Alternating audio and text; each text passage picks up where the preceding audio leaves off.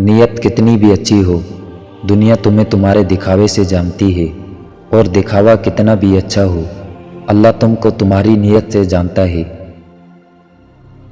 ہمیں سب سے زیادہ تکلیف اس وقت ہوتی ہے جب اللہ ہمیں کسی کا اصلی رنگ دکھاتا ہے اور ہم بار بار حقیقت کو ماننے سے انکار کرتے ہیں۔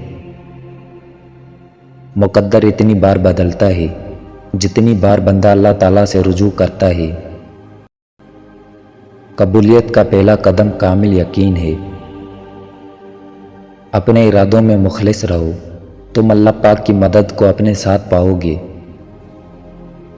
اللہ تعالیٰ نے جو کچھ تیرا حصہ مقرر کر دیا ہے، اگر تو اس پر راضی رہے گا تو گویا تو ہی سب سے زیادہ مالدار شخص ہوگا۔ زندگی کسی کی بھی آسان نہیں ہوتی، زندگی کو آسان بنایا جاتا ہے پیار سے، خلوص سے، اپنائیت سے، اور سب سے بڑھ کر برداشت سے۔ جب انسان اپنے رب پر اس قدر بھروسہ کر لیتا ہے کہ اس کے علاوہ کوئی بھی اس کی ضرورت پوری کرنے والا نہیں، تو اللہ تعالیٰ بھی اپنے بندے کو مایوس نہیں لوٹاتا۔ جب اللہ کسی بندے سے خوش ہوتا ہے تو اس کے لیے نیکی کرنا آسان اور گناہ کرنا مشکل بنا دیتا ہے۔ دعا دستک کی طرح ہوتی ہے اور مسلسل دستک دینے سے دروازہ کھل ہی جاتا ہے۔ چھوٹے چھوٹے گناہوں سے بچو کہ چھوٹے گناہ ہی بڑے گناہ کی طرف بلاتے ہیں۔ جس دن تمہیں قرآن سمجھ میں آ گیا اس دن تمہارا نہ کوئی مسلک ہوگا نہ کوئی فرقہ۔ اسلام نے عورت کو قید نہیں کیا بلکہ ہوس پرستوں کی نظروں سے محفوظ کیا ہے۔ لوگوں سے ڈرنا چھوڑ دو کہ عزت اللہ دیتا ہے، لوگ نہیں۔ اللہ جب کسی کی مدد کرنا چاہتا ہے تو لامعلوم سے ایسے سبب بنا دیتا ہے کہ نہ ہونا بھی ہو جاتا ہے۔ محبت جب اللہ سے ہو جاتی ہے تو ملاقات کی تڑپ فجر سے شروع ہوتی ہے اور تہجد پر ختم ہوتی ہے۔ سچی توبہ کرنے والے کا ایک آنسو دوزخ کی آگ بجھانے کی طاقت رکھتا ہے۔ وہ روح کبھی نہیں مرجھاتی جس کی پیاس قرآن پاک کی تلاوت سے بجھتی ہو۔ اللہ سے اللہ کے وہی بندے ڈرتے ہیں جو اس کی عظمت کا علم رکھتے ہیں۔ آزمائش اللہ اذیت دینے کے لیے نہیں ڈالتا بلکہ کچھ سکھانے کے لیے ڈالتا ہے۔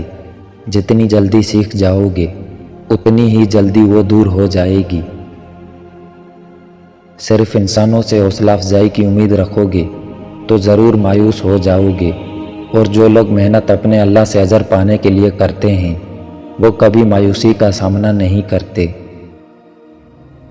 ایک وقت آتا ہے کہ نہ کوئی اچھا لگتا ہے، نہ برا، نہ صحیح، نہ غلط، کیونکہ وہ دل سے اتر چکا ہوتا ہے۔ تو پھر اس سے نہ ہی نفرت ہوتی ہے نہ ہی محبت رہتی ہے۔ وہ عطا کرے تو شکر اس کا، وہ نہ دے تو ملال نہیں۔ میرے رب کے فیصلے کمال ہیں، ان فیصلوں میں زوال نہیں۔ اگر عبادت کرنے کے بعد بھی تم پر مشکلیں آ رہی ہیں تو اللہ کا شکر ادا کرو، کیونکہ اس نے تمہیں پسند کر لیا ہے۔ تمام تعریفیں اس ذات کے لیے ہیں کہ وہ جسے توڑے اسے کوئی جوڑ نہیں سکتا، اور جسے وہ جوڑے اسے سارے توڑنے والے مل کر بھی توڑ نہیں سکتے۔ کھجور کی گٹلی پر باریک سا جالی نما ایک چھلکا ہوتا ہے جسے قطمیر کہتے ہیں۔ اللہ فرماتا ہے انسان اس کا بھی مالک نہیں، پھر اکڑ کیسی؟ تہلکہ مچا دیتی ہیں فرش آسمانی پر محبت جب جوانی میں اللہ کا نام لیتی ہے۔ جو شخص پابندی سے استغفار کرتا رہے اللہ تعالیٰ اس کے لیے ہر تنگی سے نکلنے کا راستہ بنا دیتا ہے۔ تم جنت نہ مانگو بلکہ تم دنیا میں ایسے کام کرو کہ جنت تم کو مانگے۔ جو شخص اپنا راز چھپاتا ہے وہ اپنا اختیار اپنے ہاتھ میں رکھتا ہے۔ تباہی اور بربادی ہے ہر اس شخص کے لیے جو دوسروں کے عیب ڈھونڈتے اور لوگوں کی پیٹھ پیچھے برائی کرتے ہیں۔ حقیقت تو یہ ہے کہ تم جلد ملنے والی دنیا سے محبت کرتے ہو اور آخرت کو چھوڑ دیتے ہو۔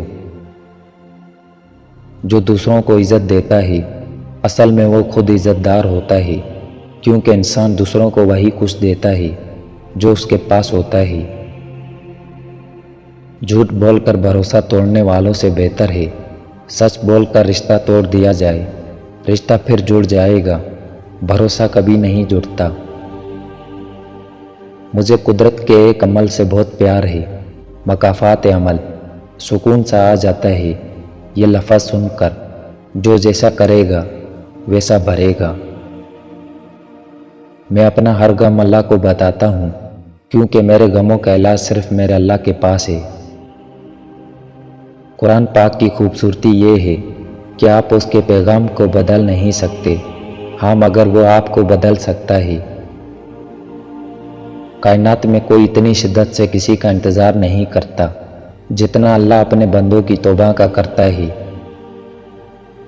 جب وضو کرنا مشکل لگ رہا ہو تو یہ سوچا کریں گناہ دھونے جا رہا ہوں۔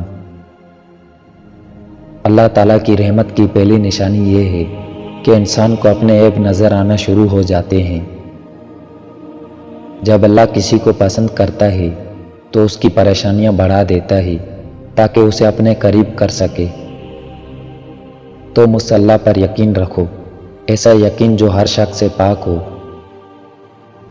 رب سے جب بھی مانگو رب کو ہی مانگو، رب تمہارا ہوگا تو سب تمہارا ہوگا۔